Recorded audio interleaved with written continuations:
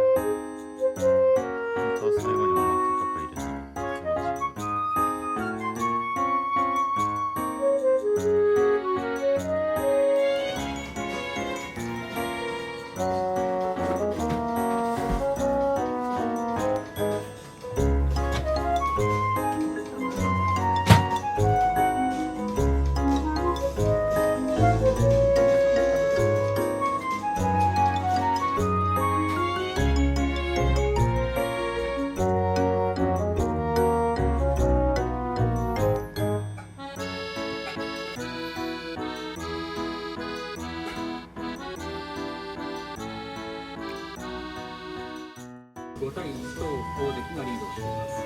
貴景勝の圧力が勝っているという印象の解説正面が稀勢の里のお茶の手です。なかなかかけた心境ですね。わかりませんけど、やることは一つ下から攻めていく、大関貴景勝ですね。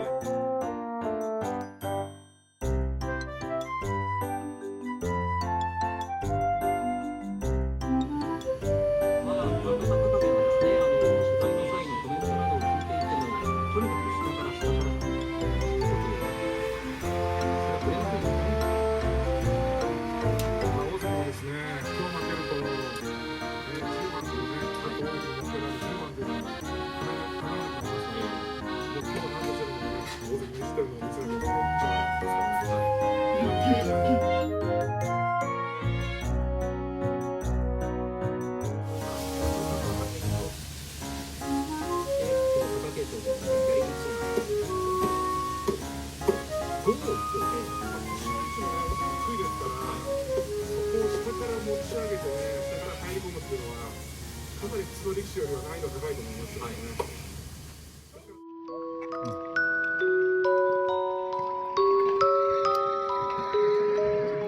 春さすがに重いし重いわ。十分取ったよ。なんかいいとこ取れてる。